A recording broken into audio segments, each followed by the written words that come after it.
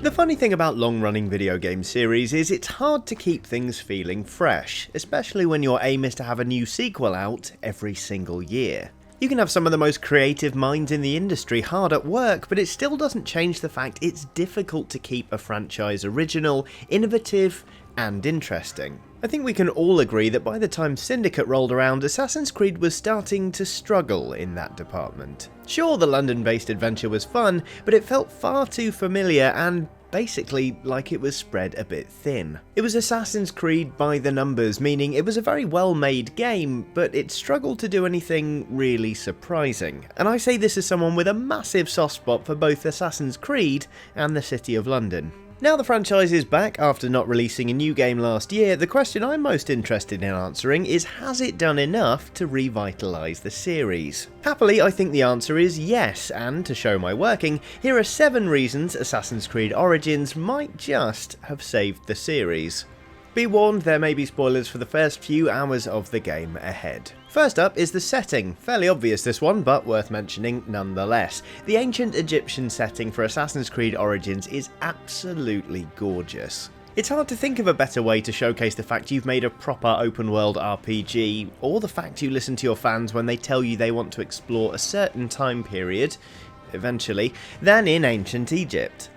The environments are gorgeous and varied, it's full of ancient tombs to go poking around in, and the culture itself is so rich, it's hard to resist getting drawn straight in. Playing Origins has reminded me how obsessed I was with ancient Egypt growing up, so to be able to charge around the place is a real treat, even if as much of that time is spent killing people and animals as it's spent gawping at the nice architecture.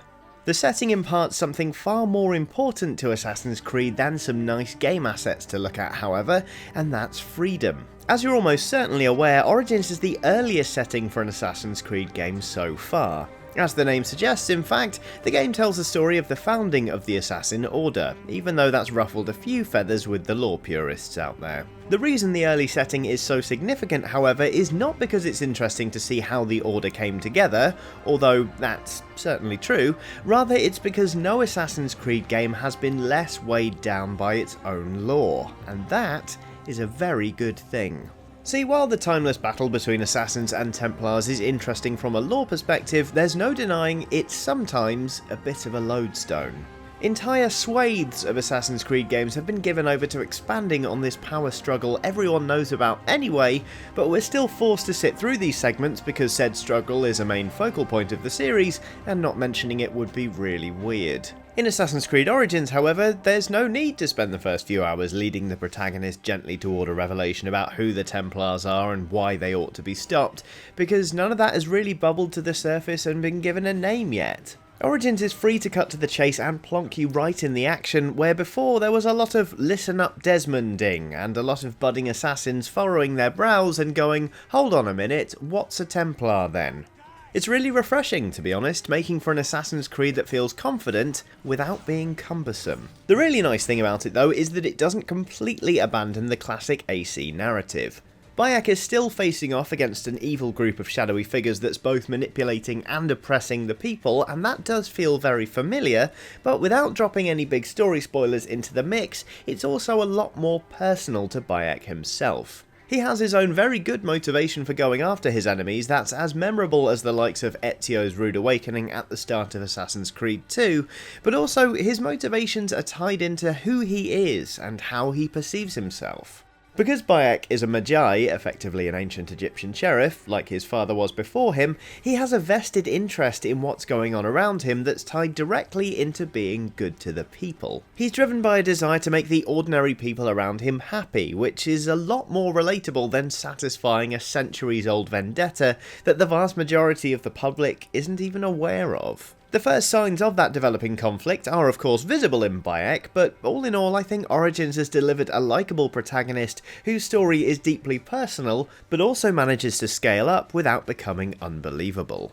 As serious as Bayek's concerns are for himself and for the people of Egypt, however, it's nice to see Assassin's Creed Origins has still retained a sense of humour. Even if it's not quite as overt as the wisecracking Jacob Fry you'll remember from Assassin's Creed Syndicate. Origins contains a bunch of knowing references for the keen-eyed to pick up on. There's the interestingly named Snakes on a Shield, undoubtedly a nod to 2006 film Snakes on a Plane. You can unlock an achievement called Raiders of the Lost Tomb, which is fairly self-explanatory, and my favourite thus far, which is a little prompt called Light Please, presumably a reference to the utterly brilliant Fifth Element and its trademark line, Aziz, light! Now, of course, we can bang on about the fun references and Bayek's more personal story all we like, but it'd be impossible to talk about how Assassin's Creed Origins has revitalised the series without addressing the fact it's been completely, fundamentally restructured. Before, Assassin's Creed games were carved into a series of sequences with set memories to explore as you progressed through the story. You were free to noodle about the open world and do side activities, of course, but there wasn't always very much to be gained from doing those things. With XP and levelling up tied into doing specific memories and activities, it meant faffing about in the open world often felt like ignoring what you were supposed to be doing, rather than enjoying the freedom of a large and detailed environment. Assassin's Creed used to hold the reins quite tightly, in other words. And while there are undoubtedly some great games in the series, it had started to feel a bit like jumping through certain very specific hoops by the end of Syndicate. Origins, on the other hand, has been blown wide open and, well, to be honest, it feels like a proper RPG. For one thing, you earn XP from loads of different stuff in Origins, meaning any activity is useful activity, making exploration and faffing about rewarding where before it was just a frivolity. Stumbling across quests in the open or finding odd locations for you to explore for decent gear is a real treat, giving an invigorating sense of scale to Origins. In short, it feels like a richer, more rewarding game, even if you're just pottering around firing arrows at the wildlife or looting a few canopic jars. This sense of scale is helped, no doubt, by the fact Origins has unashamedly borrowed a few things from other RPGs, and a lot of these things have improved the quality of the experience greatly. You don't need to look at the HUD for very long to see a fair amount of inspiration has been taken from The Witcher 3. Following the compass to points of interest or chasing down those tantalising little question marks feels very familiar, but it's a really welcome addition. It helps streamline the experience of a game in which there really is an awful lot to do. There is, of course, more than a hint of Destiny in the UI and gear management systems in Origins, which has divided opinion somewhat among the community, and while, to be honest, I am getting quite tired of floating little circles around on screen, I do like the expanded gear system and all the number crunching that comes with it. The reworked combat, too, feels a lot like other RPGs, so while it hardly strikes the player as revolutionary, it is nonetheless a breath of fresh air when stacked up against the years we spent waiting for enemies to attack one at a time so we could pull off counter kills. The upshot of the combat system being reworked for Origins is that fighting in Assassin's Creed has never looked less stylish, but it's a welcome trade-off for a system that actually has some substance to it. Origins combat is rugged, and to be honest, it's quite a genuine challenge to make it look good,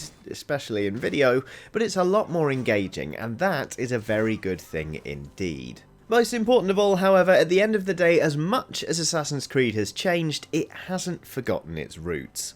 Origins at its heart is still a game about sneaking up to an objective, planning a stealthy way to take everybody out and hide them in the tall grass, or simply saying sod it and kicking the doors in, sword in hand. The free-running target-toppling action we first fell in love with is very much still at the core, which, given how much else has changed, is both a relief and is genuinely quite impressive. And there you have it, 7 ways I think Assassin's Creed Origins has saved the series. The big question, of course, is whether Ubisoft can keep it up for future releases. Anyway, hopefully you found this video interesting. If you did, there are plenty more for you to watch on screen now and on the channel in general. Do like and subscribe so you don't miss anything else from Eurogamer. Thank you very much for watching, and have a lovely day.